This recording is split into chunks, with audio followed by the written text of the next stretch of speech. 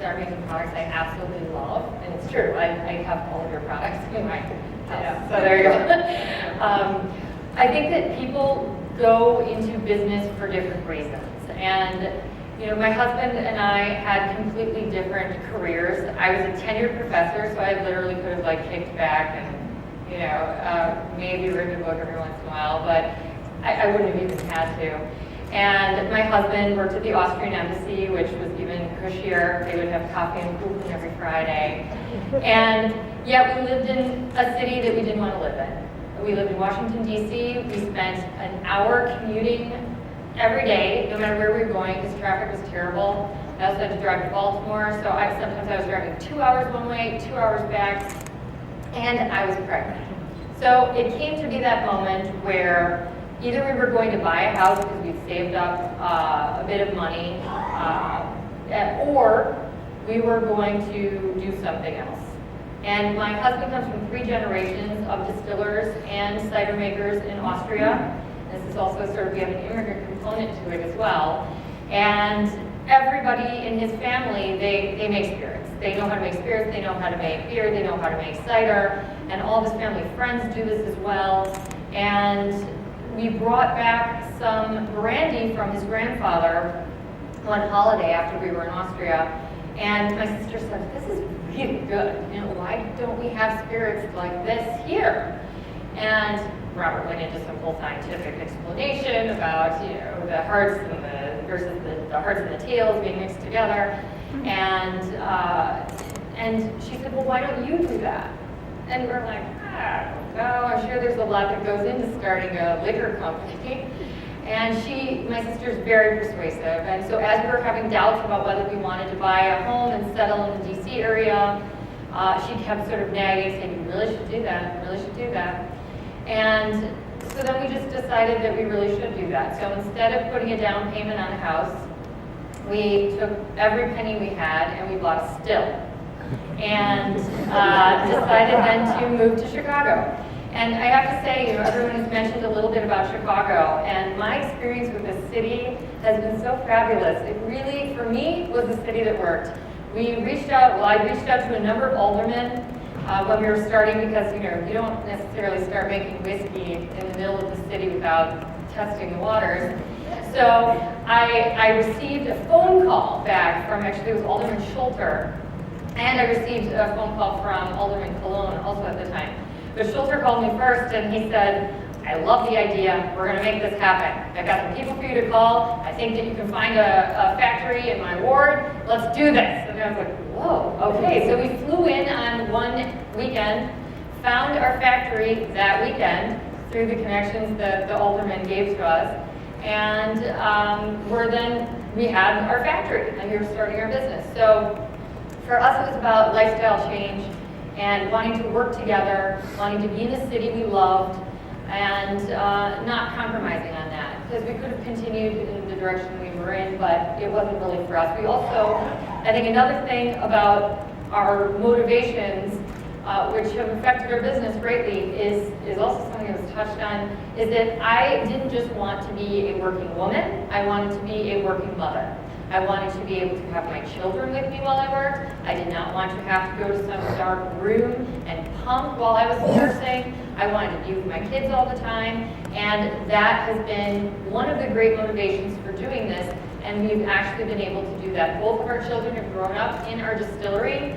When we first started the distillery in Ravenswood, we had an entire children's play area in the front windows of the distillery. We would have people coming in all the time saying, "Can I sign my kids up for the play classes?" And I'd say, "Well, we're actually making whiskey. It's a distillery." "Well, what's with all the kids stuff?" I said, "It's my kid's office." Well, lucky kids, you know? So, I mean, and that's been something, and I have children now who understand what it means to work, who understand what their parents do all day because they're there. And they have such a pride and ownership in the business. Now, granted, it's a little bit weird when you have a 6-year-old in the liquor store saying, "You know that whiskey you're looking at? Well, that's made in Chicago. It's all organic. It's a green bottle. And if you were to buy it, it would significantly help my toy budget."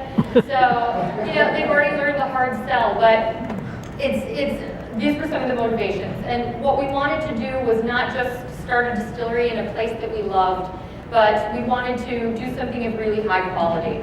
Liquor industry in America had been run by really very few companies up until just recently that pretty much made absolutely everything, and then numerous other companies that you think are independent were actually owned by these few companies.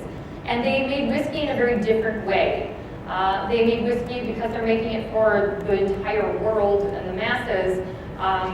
When alcohol comes off of a still, it comes off in 3 parts. The heads come first, make you go blind and crazy. You don't drink those. Then you have the hearts, it's the best part of the distillate, but there are also tails, which are not bad for you, but they kind of taste and smell like a wet dog. So it's usable alcohol, and what these large companies do is they take the heart cut and the tails, put it together, stick it in a barrel, make you think because it's 5 to 10 years old that you're buying something that's really high end because it's aged longer. Well, of course it has to be aged longer because they're putting something in the barrel that tastes and smells like a wet dog. So what ends up happening was we decided that we were going to take the traditional approach to making alcohol of small European distilleries that do not need to make so much that they wouldn't want to, throw something away, for example, and just use the heart cut of the distillate. And then we repurposed our tails. Instead of putting those in a barrel, we repurpose them, we redistill them, we take the alcohol content up again, and then we get something that's sort of more similar to a vodka, and that becomes the base for all of our other products. So we're able to use every part of the distillate that comes off that's appropriate to use, but we don't compromise on what goes in our barrels, which is a really new approach and something that nobody was doing before. And when we started as well, one of our approaches to the business was a lot of people called us and said, well, what are you doing? I want to start a distillery too. I've been making brandy in my backyard. And I'm like, you don't want to tell anybody that too loudly, it's a federal offense. But we'd be happy to help you out. So we started doing workshops. And actually now, since we started, we've actually educated over 2,000 people how to distill. Robert's on faculty at the Siebel Institute for Distilling. We've set up over 75 distilleries for other companies as well.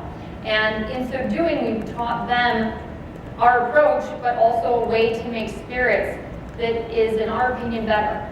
And it's something that a smaller company is able to do because smaller companies can repurpose tails, can use them differently than a company that needs to make millions and millions of gallons of just whiskey.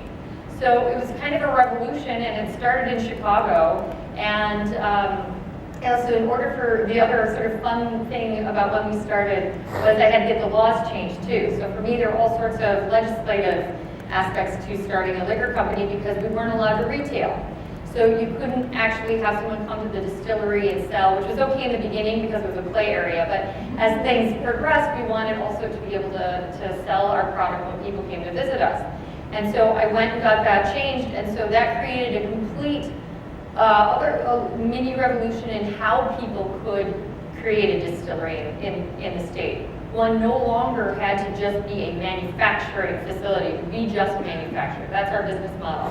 But being able to retail on site created the possibility for other distilleries to also basically be distillery bars, such as CH or Chicago Distilling Company, all who came through us in one way or another. So it provided different business models, and it has done a lot for spirits. And now we're almost in all of the states in America, most of Canada, most of Europe, and Japan, and a little Australia. So that's been in 8 years. So we've been really thrilled, and in so doing, we've been very happy to share our knowledge with everybody as opposed to sort of keep secrets. We want the category of craft spirits to thrive.